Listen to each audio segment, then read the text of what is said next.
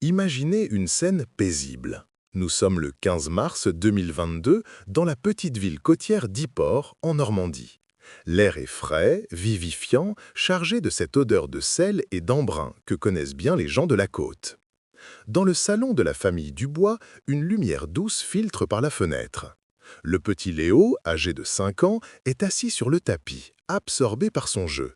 Il fait naviguer un petit bateau en bois entre les motifs du tapis. Sa mère, Sophie, le regarde avec cette tendresse infinie que seule une mère peut ressentir. Tout est normal, tout est calme. Et c'est dans ce calme que l'impossible va se produire. Soudain, le garçon s'arrête. Il lève la tête, son regard semble fixé sur un point lointain, bien au-delà des murs du salon. D'une voix claire, une voix presque adulte qui ne semble pas être la sienne, il déclare « Le Marie-Jeanne n'aurait pas dû sortir ce jour-là. Le vent d'Est, Charles Kirk le savait. » Sophie reste figée. Le bateau en bois a glissé des mains de son fils. Marie-Jeanne, Charles Kirk, ces noms ne lui disent absolument rien. Ni elle, ni son mari ne connaissent de Charles Kirk, et encore moins un bateau portant ce nom. Ce qu'ils ignorent, et ce que nous allons découvrir ensemble, c'est que cette simple phrase est la clé d'un secret enfoui depuis plus de 70 ans.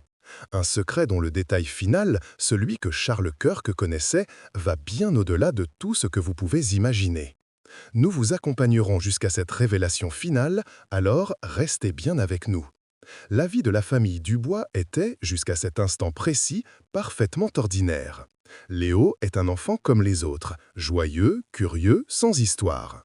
Ses journées sont rythmées par l'école maternelle, les jeux dans le jardin et les histoires que lui lisent ses parents avant de dormir. Jamais, au grand jamais, il n'avait manifesté un intérêt particulier pour la mer au-delà des châteaux de sable sur la plage l'été. Ses parents, Sophie et Marc, sont des gens simples, bien ancrés dans leur époque, loin des histoires de fantômes ou de vies antérieures. Ils ont d'abord pensé à une phrase entendue à la télévision ou peut-être une histoire inventée, comme en inventent tous les enfants. Ils ont tenté de ne pas y prêter attention. Mais il est difficile d'ignorer l'étrange quand il s'invite avec autant d'insistance dans votre salon. Quelques jours plus tard, un nouvel événement vient renforcer le malaise de Sophie. La famille regarde un reportage sur les pêcheurs à la télévision. On y voit des marins luttant contre les vagues, sécurisant leur matériel. Léo, qui d'habitude s'intéresse plutôt aux dessins animés, pointe l'écran du doigt et explique, avec un naturel déconcertant, comment on doit arrimer une cargaison dans la cale pour ne pas déséquilibrer un chalutier par gros temps. Il utilise des mots que ses parents n'ont jamais prononcés devant lui, des mots comme fardage et saisissage. Le fardage, pour ceux qui ne le sauraient pas, c'est le matériel qui cale la cargaison pour l'empêcher de bouger. Le saisissage, c'est l'action de l'attacher solidement avec des cordes ou des chaînes. D'où un enfant de 5 ans qui peine encore à faire ses lacets peut-il connaître ces termes techniques? Le malaise des parents n'est plus léger, il devient une véritable inquiétude. L'inquiétude monte encore d'un cran lorsque Léo se met à fredonner une vieille complainte de marin. Une mélodie triste et lente dont les paroles semblent oubliées par le temps. Ce n'est pas une chanson qu'on entend à la radio, c'est un air qui semble venir d'une autre époque. Même les anciens du village, interrogés discrètement par le grand-père de Léo, ne se souviennent plus de cette mélodie. Quand Sophie lui demande où il a appris cette chanson, la réponse de Léo est aussi simple qu'incompréhensible. Il dit simplement que c'est la chanson de Jacques. Et il ajoute un détail d'une précision chirurgicale qui glace le sang de ses parents. Jacques, son ami, s'était blessé à la main juste avant de partir en mer ce jour-là. Le troisième événement est peut-être le plus troublant de tous, car il est visuel. Un soir, avant de dormir, Léo prend une feuille de papier et des crayons de couleur. Il dessine une maison. Mais ce n'est pas leur maison moderne et confortable. C'est une bâtisse plus ancienne, aux murs de silex et de briques, typique du quartier des pêcheurs. Et elle possède un détail très précis au sommet du toit, une girouette en fer forgé en forme de poisson. Quand sa mère lui demande ce qu'il a dessiné, il répond avec une évidence enfantine « c'est là qu'on habitait ». Puis il ajoute un dernier nom, comme une pièce finale au puzzle qui se construit sous les yeux de ses parents. Il mentionne un certain Robert, l'armateur, en précisant qu'il était trop pressé. Retenez bien ces 3 éléments, car ils sont la base de toute l'enquête qui va suivre. Premièrement, une connaissance technique de la marine totalement anormale pour un enfant. Deuxièmement, une chanson oubliée liée à un homme nommé Jacques et à sa main blessée. Et troisièmement, le dessin d'une maison spécifique avec une girouette en forme de poisson, associée au souvenir d'y avoir vécu. Ces pistes ne sont plus de simples paroles étranges, ce sont des faits concrets, des pistes qui, peut-être, peuvent être vérifiées. Poussés par un mélange de curiosité et d'appréhension, les parents de Léo décident qu'ils ne peuvent plus rester dans l'ignorance. Ignorer les paroles de leur fils n'est plus une option. Il y a trop de détails, trop de coïncidences. Ils se doivent, pour leur propre tranquillité d'esprit et pour comprendre ce qui arrive à leur enfant, de mener une recherche discrète. Leur première étape les conduit non pas vers un psychologue ou un médium, mais vers un lieu de fait et de mémoire. Les archives municipales de Fécamp, la grande ville voisine, dont le port a toujours été le cœur battant de la région. Imaginez la scène. Marc et Sophie Dubois, un couple du XXIe siècle, entrant dans ce bâtiment silencieux où l'air sent le papier jauni et le temps qui passe. Ils se sentent un peu déplacés, presque intimidés par les rangées de registres poussiéreux. C'est là qu'ils font la connaissance de Madame Hélène Lefebvre, l'archiviste. C'est une femme d'un certain âge, aux gestes précis et au regard bienveillant. D'abord surprise par leurs requêtes vagues, ils cherchent des informations sur un bateau nommé le Marie-Jeanne et un marin du nom de Charles Kirk, sans pouvoir donner de date précise, elles se laissent dénier par leur sincérité. Pendant plusieurs heures, le silence n'est rompu que par le bruissement des pages que l'on tourne avec précaution. Les parents de Léo attendent, le cœur serré. Et puis, Madame Lefebvre lève la tête de ses lunettes. Elle a trouvé quelque chose. Dans un registre des affaires maritimes des années 50, une simple ligne attire son attention. Un chalutier nommé le Marie-Jeanne a bien existé. Il était immatriculé à Fécamp. Et la découverte suivante leur glace le sang. Le bateau a fait naufrage lors d'une terrible tempête le 27 novembre 1953. L'équipage, composé de 4 hommes, a été porté disparu, leur corps jamais retrouvé. Madame Lefebvre leur montre la liste officielle de l'équipage. 2 noms sautent aux yeux de Sophie et Marc, 2 noms qui résonnent avec les paroles de leur fils, Charles Kirk, marin, et Jacques Lemoine, mécanicien. La confirmation de l'existence du bateau et de l'équipage est un choc terrible. Ce n'est plus une histoire, c'est une tragédie. Les paroles de Léo ne sont plus de l'ordre de l'imagination, elles sont connectées à un drame réel, à des vies perdues. Mais un élément reste un mystère complet, le dessin de la maison. Guidé par une intuition qui dépasse désormais la simple curiosité, ils décident de vérifier cette dernière piste, la plus improbable de toutes. Ils retournent à Yport et, suivant l'insistance de leur fils qui leur avait décrit le chemin avec des mots d'enfant, ils parcourent les vieilles ruelles du quartier des pêcheurs, ce dédale de passages étroits bordés de hauts murs de silex et de briques. Et là, au bout d'une impasse qu'ils n'avaient jamais empruntée, ils la trouvent. Une maison abandonnée, aux volets clos et à la peinture écaillée. Elle correspond en tout point au dessin de Léo. Et au sommet du toit, dominant les ardoises usées, se dresse une girouette en fer forgé. Elle est rouillée, tordue par les vents et les années, mais sa forme est encore parfaitement reconnaissable. C'est un poisson.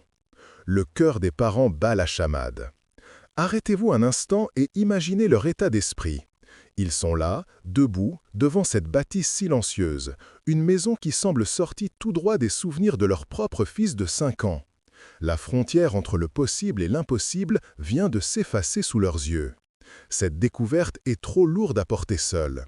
Ils comprennent qu'ils ont besoin d'une aide extérieure, d'un regard expert et objectif. Ils contactent alors Jean-Marc Renaud, un historien local et professeur à l'université de Caen, un homme réputé pour son sérieux et sa connaissance encyclopédique de l'histoire maritime de la Normandie. Au téléphone, le professeur Renaud est, comme on pouvait s'y attendre, extrêmement sceptique. Des histoires d'enfants qui se souviennent de vies antérieures, il en a entendu parler, mais il les classe dans la catégorie du folklore. Cependant, la précision des informations fournies par les parents de Léo, les noms, la date et surtout l'existence vérifiable de cette maison pique sa curiosité de chercheur. Il accepte, sans grande conviction, de consulter les registres cadastraux. Sa réponse, qui arrive par courriel quelques jours plus tard, est sans appel. Elle est brève, factuelle et d'autant plus percutante. Les registres confirment que la maison située à cette adresse précise a appartenu à la famille Kirk de l'année 1948 à 1965. Charles Kirk y a vécu avec sa femme et ses enfants avant de disparaître en mer. La preuve est là, noir sur blanc, validée par un universitaire. L'histoire n'est plus une affaire privée. Discrètement, la nouvelle commence à se répandre dans la petite communauté d'Yport. Une rumeur d'abord, puis une certitude. Les regards sur le petit Léo changent. La fascination se mêle à une forme de crainte respectueuse. L'enfant n'est plus seulement le fils des Dubois, il est devenu, pour certains, la mémoire vivante d'un passé que tout le monde croyait oublié. C'est ici que l'histoire prend une toute autre tournure, une direction que personne, pas même les parents de Léo, n'aurait pu anticiper.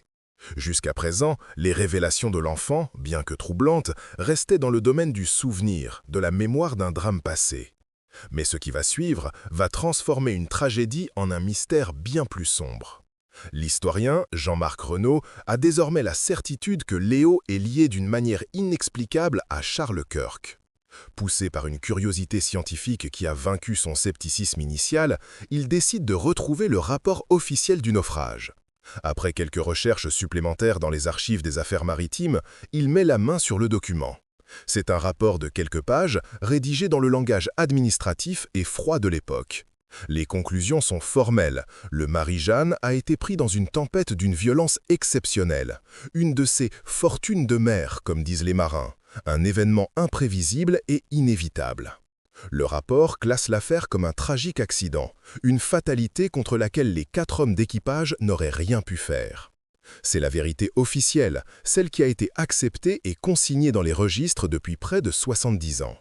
Un soir, l'historien rend visite aux Dubois, apportant une photocopie du rapport. Il pense, peut-être, que voir ce document pourrait apaiser les choses, clore le chapitre en confirmant la nature accidentelle du drame. Il pose la feuille sur la table du salon. Léo, qui joue à proximité, s'approche et regarde le document sans le lire. Il secoue simplement la tête, avec ce sérieux qui ne devrait pas appartenir à un enfant de son âge. Puis, il prononce une phrase qui va faire basculer toute l'enquête. « Non, dit-il, le problème, ce n'était pas la tempête, c'était la cargaison. » Imaginez le silence qui s'installe dans la pièce. Cette affirmation change absolument tout. L'histoire n'est plus celle d'un accident, d'une lutte honorable mais perdue contre les éléments. Elle devient potentiellement celle d'une négligence, ou pire encore. La question fondamentale n'est plus de savoir si Léo se souvient, mais bien de quoi il se souvient exactement. Quel secret la mère a-t-elle emporté avec elle ce 27 novembre 1953? Et pourquoi la version de cet enfant contredit-elle si frontalement la vérité officielle? Pour le professeur Renaud, cette nouvelle piste est une véritable décharge d'adrénaline intellectuelle. Un historien passe sa vie à chercher des failles dans les récits établis, à dénicher le détail qui change la perspective. Et ce détail vient de lui être donné par un enfant de 5 ans. Il décide alors de creuser plus profondément, de s'aventurer dans des archives habituellement ignorées par les historiens maritimes, des documents considérés comme secondaires ou sans pertinence. Il se tourne vers les archives de la gendarmerie de l'époque, à la recherche de la moindre note, du moindre rapport d'incident qui pourrait éclairer cette affaire sous un nouveau jour. C'est un travail fastidieux. Il passe des jours à déchiffrer des écritures manuscrites, à lire des rapports de vol de poules et de querelles de voisinage. Et puis, il trouve quelque chose. Ce n'est pas un rapport officiel, pas une enquête formelle. C'est une simple note de bas de page dans un carnet de service, une mention anodine pour qui ne saurait pas quoi chercher. Cette note fait état de rumeurs de contrebande liées à certains bateaux de pêche de la région au début des années 50. Et dans la liste des noms cités comme étant à surveiller, un nom apparaît. Robert, l'armateur du Marie-Jeanne, l'homme que Léo avait décrit comme étant trop pressé. Aucun lien formel n'a jamais été établi avec le naufrage. L'affaire a été classée, les rumeurs se sont tues, balayées par la tragédie. Mais pour la première fois, une preuve externe, un document d'époque, vient corroborer l'idée que quelque chose d'anormal se passait autour de ce bateau. Ce que Charles Kirk savait ce jour-là n'était peut-être pas seulement lié à la météo, comme sa première phrase le laissait penser. C'était peut-être lié à ce que le bateau transportait illégalement. Le vent d'Est n'était peut-être que le déclencheur d'une catastrophe dont la cause était bien plus humaine. Nous arrivons maintenant au cœur du mystère. Toutes les pièces sont en place sur l'échiquier. Nous avons le bateau, le Marie-Jeanne. Nous avons l'équipage, avec Charles Kirk et Jacques Lemoine. Nous avons la maison à la girouette en forme de poisson. Et maintenant, nous avons le soupçon d'une activité illégale, cautionnée par une note de la gendarmerie. Face à cette tournure des événements, les parents de Léo prennent une décision sage et courageuse. Ils décident de protéger leur fils. L'enquête est devenue trop lourde, trop sombre. Ils ne le questionneront plus directement pour préserver ce qui lui reste d'insouciance et d'enfance. Les informations que nous avons rassemblées proviennent donc de ces premières semaines de révélation spontanée et du travail de vérification méticuleux qui a suivi. Le secret de Charles Kirk est sur le point d'être révélé. Et ce secret n'est pas seulement qu'il savait que le bateau était surchargé ou que la météo était mauvaise. Le détail final, celui qui a choqué tous ceux qui ont approché cette histoire, est la nature même de cette cargaison secrète et la raison pour laquelle Robert, l'armateur, était si pressé de la voir partir malgré le danger évident. Ce que nous allons vous révéler maintenant réécrit non seulement l'histoire de ce naufrage, mais aussi une partie de l'histoire cachée de cette côte normande. Ce que Charles Kirk savait, et que Léo a révélé par bribes, c'est que la cale du Marie-Jeanne ne contenait pas que du poisson. Dissimulées sous quelques filets se trouvaient des caisses de matériel militaire datant de la Seconde Guerre mondiale. Des pièces de radio, des munitions, peut-être même des armes légères, récupérées sur une des nombreuses épaves qui jonchent encore le fond de la Manche. Un trésor de guerre destiné à être revendu illégalement sur le marché noir, un marché très actif dans les années d'après-guerre. Ce chargement, extrêmement lourd et composé de métal dense, a rendu le bateau terriblement instable. Chaque caisse était un poids mort, mal réparti. Et c'est là que le détail de la main blessée de Jacques Lemoine prend toute son importance. Ce n'était pas un simple souvenir anecdotique. Jacques, le mécanicien, était aussi l'homme le plus robuste de l'équipage, celui qui était chargé du saisissage, de l'arrimage de la cargaison. Avec sa main bandée, il n'a pas pu serrer les cordages et les chaînes avec la force nécessaire. Le fardage, les cales en bois, a été posé à la hâte. Charles Kirk l'a vu. Il a vu les caisses mal arrimées, il a senti le bateau gîter anormalement dès la sortie du port. Il savait. Il savait que le moindre coup de mer un peu fort transformerait la cale en un piège mortel, avec des centaines de kilos de métal se baladant d'un bord à l'autre, déséquilibrant le chalutier de manière irréversible.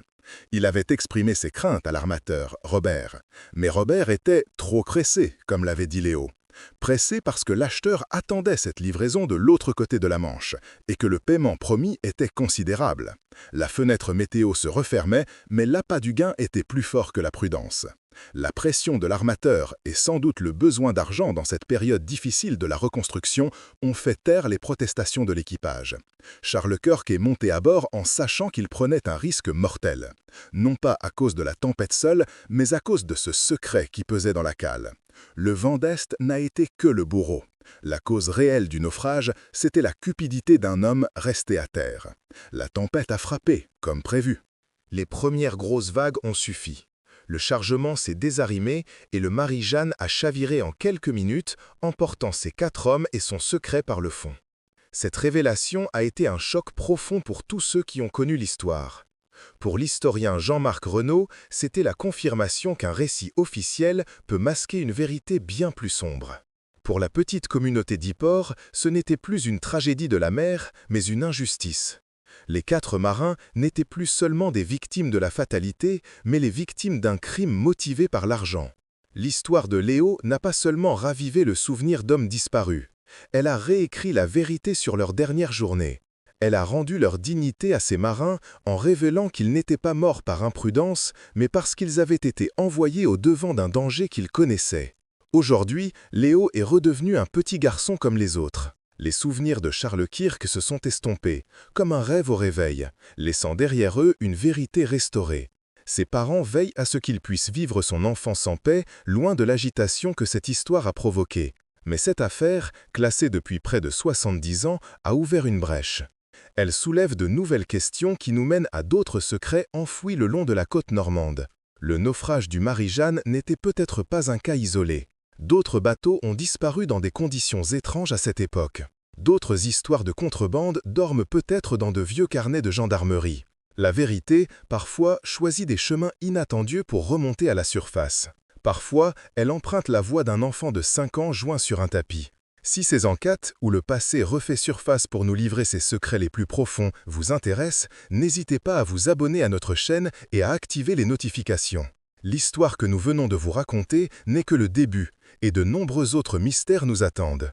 Laissez un commentaire pour nous dire ce que cette histoire vous inspire. Votre soutien est précieux et nous permet de continuer à explorer ces mémoires oubliées.